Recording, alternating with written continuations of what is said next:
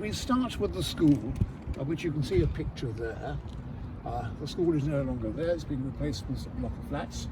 But you can see the railings around the outside, which are the railings which you see here. Yes, they were put there in about 1880, and they're still here, and they need to be painted. These are interior pictures of the school. This is the church that was destroyed.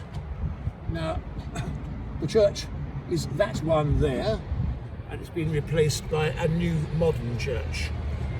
But looking in this picture, you can get an idea of where we are. That is the building which still exists to our immediate left, and it was the High Master's house, and it's now the St Paul's Hotel. Quite distinctive from its chimney pots. Beyond that is a white building, an office building which still stands there. What is interesting about this is when I was doing my research into what had gone on, which led to, amongst other things, the creation of this notice board. We knew the church had been bombed by a flying bomb, but that had happened a number of weeks after D-Day. It had been thought that the flying bomb had been aimed at the school, because that is where Eisenhower and Montgomery were. But clearly, by the 16th of July, 7 weeks after D-Day, they had long since gone. But actually, the bomb was not aimed at the school. The bomb was aimed at this building here, which is now represented by these glass-fronted modern buildings you see in your picture. This was the factory of a company called J. Lyons and Company. Lyons were well known at that time and after the war for running a nationwide chain of tea shops. They're also known for their manufacture of Lyons tea, you can just see the name there, and Lyons bread, you can just see the name there as well. And they also made their own cakes. They had a cake production line in this building, which was their head office. But alongside the cake production line, there was a bomb production line. And I only found it out when I started to investigate all this history.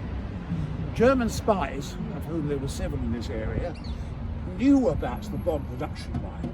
So that bomb that destroyed the church was not actually aimed at the school, it was actually aimed at that building. And that makes far more sense. You can see how they came to hit the church.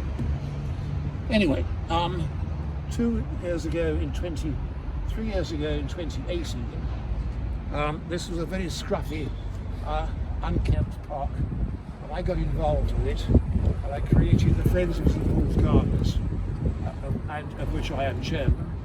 And the council tidied the gardens up, and they're now jolly nice and used by lots of people. And at the same time, I remembered the history of what had gone on. So I decided to have a D-Day event, which was held in June 2019, which was the 75th anniversary of D-Day. And as part of this event, this notice board was unveiled by me and the Mayor of Hammersmith. That event covered the whole of this park, and it had people from the Army and all sorts of other places here. It had representatives from the US Embassy in London and from the Canadian High Commission, those being the two countries' armies who were most involved with us in D-Day in 1944. And we had lots and lots of other people, all sorts of amazing things happening here. That was in June 2018. I had planned for June 20...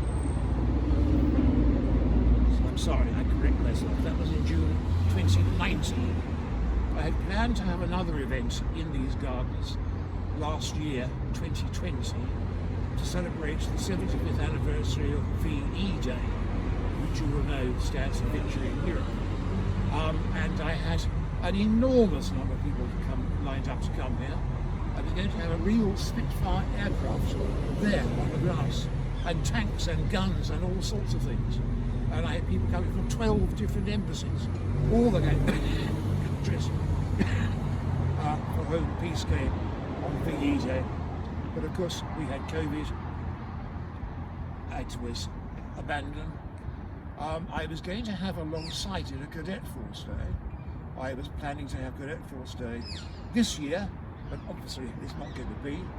I am planning Cadet Force Day for the 4th of June 2022, please note.